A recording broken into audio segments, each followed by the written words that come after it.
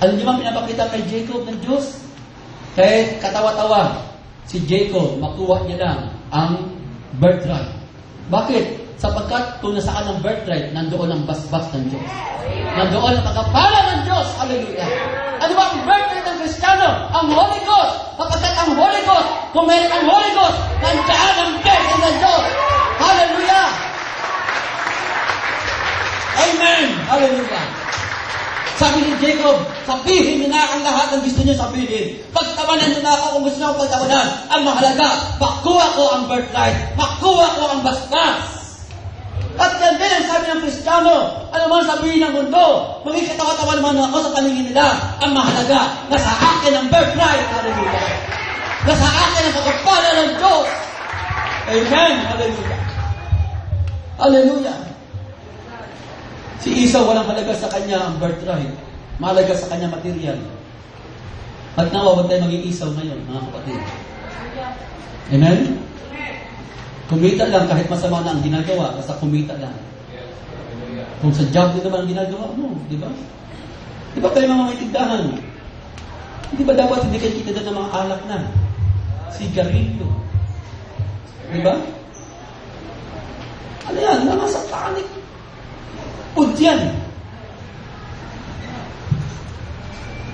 Hindi ka nga nanindigan, hindi ka mamayan ng alak. Magbebenta ka naman nito. Nakuha niyo ba? Hindi, malayo, may kita ako dyan eh. May kita ka nga.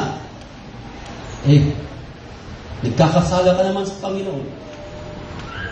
Mga kapatid, huwag niyong hayaan kayo ay magkasala dahil sa mga bagay na material. Amen? Ginagamit ng diablo ang material para ilaglag ang mga Kristiyano sa pananambahan. So, mga anak ng Diyos, at ang lahat ng nasa lupa ay nag-isamba sa Kanya. Kaya nga sa verse 9, kung ang sinuman ay may pakinig, makinig kayo. Amen?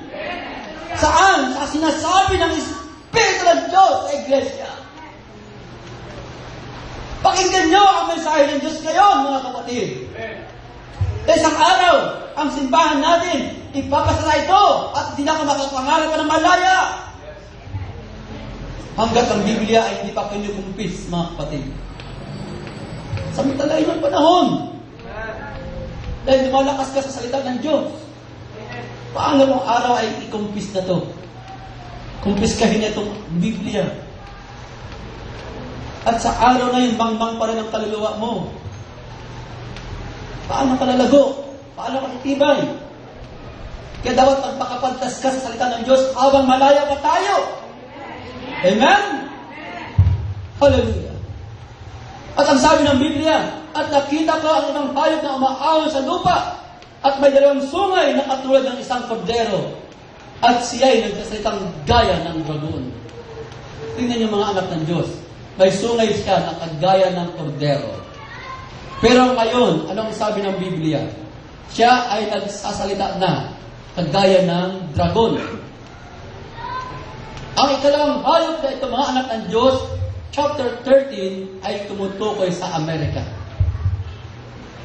Amerika, isang hayop lang. Isang hayop lang siya, di apat na hayop, isang hayop lang siya. Na ang ibig sabihin mga kapatid, isa lang siyang kaharian. Represent one kingdom. So mga anak ng Diyos, noong 4th July, di ba? 4th of July, 1776, dito ang Amerika ay in-establish na. Naging isang malayang bansa. Taong 1776. So, bago 3 decades before, ang Papal Romanism, ang ikapitong ulo ng ikaapat na hayop, ay bumagsak. Bumagsak siya. Sabi ni John Wesley, mga kapatid, tungkol sa hayop na ito, he is not yet come. Wala pa siya, sabi niya. Though he cannot be far off, for he must appear about the end of the first beast power. Yung Ikalawang hayop, ang Amerika, sabi niya, lilitaw siya bago ang unang hayop bumagsak. Nakuha niyo ba mga kapatid? Religiously, 1517, bumagsak siya. But 1778, politically, bumagsak siya. 1776 naman, ang Amerika, na itatag, 4th of July. 1776 din, itinatag ang Illuminati.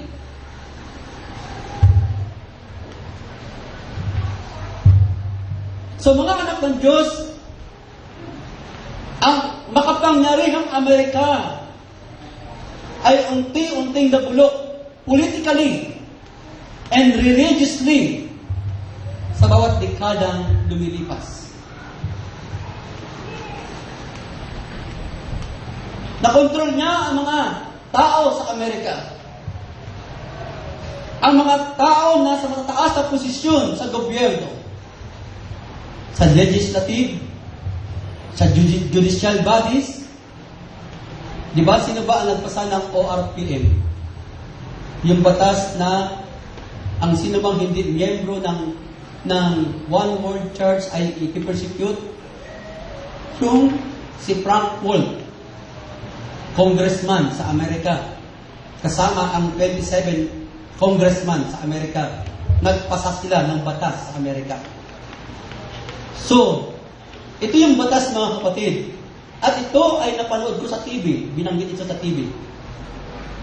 At si Clinton, umiikot, kasi siya ang pumirma na ito mga kapatid. Siya ang pumirma. At ipapaliwanag niya ito sa buong mundo. Ano ba ang ibig sabihin nito? So, ang batas na ito mga kapatid, ito ang sabi doon.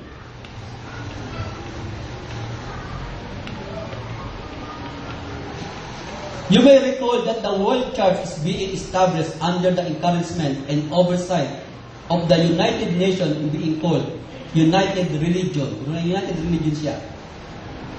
In the USA, a new bill has been introduced into Congress by Frank Wolf.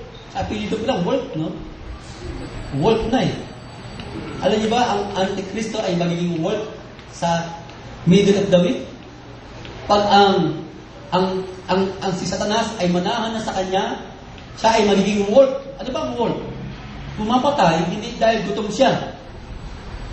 Kundi, yun kasi yung kasiyahan niya. Pumapatay siya dahil gusto niyang pumatay lang. At dati ang araw mga kapatid, sabi nga ng Biblia, ang taong ito, ang man of sin ito, sa 2 Thessalonians, sabi ng Bible, 2 Thessalonians, chapter 2, Verse 4, na sumasalangsang at nagamataas laban sa lahat na tinatawag na Diyos o sinasamba, ano pat siya ay nauupo sa templo ng Diyos sa Jerusalem, na siya ay nagtatanyag sa kanyang sarili na tulad sa Diyos. Pero hindi pa niya ito magawa kasi nandito pa ang bride. Tayo pa ang mahadang sa kanyang layunin. Pero kapag ang bride ay nakuha na, naangat na sa langit, sa kanya magagawa na sabihin sa templo ng Jerusalem, worship me, I am God. Meron po ako mga articles, mga kapatid, na nagpapakita ang mga papa ay nagpapakilala na sila ay Diyos sa lupa. At hindi pa na ito masabi sa ngayon kasi meron pang pumipigil sa kanya. So, sineset up niya muna yung mga batas. Sineset up pa niya yung mga ilang bagay, preparasyon para sa kanyang paghahari sa mundo.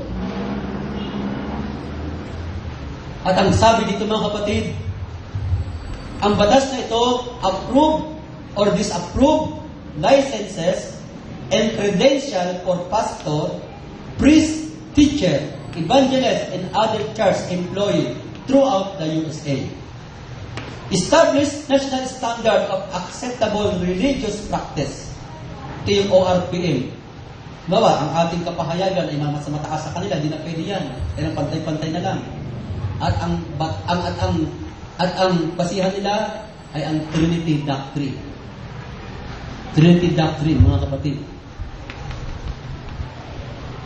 Bring sanction, penalty against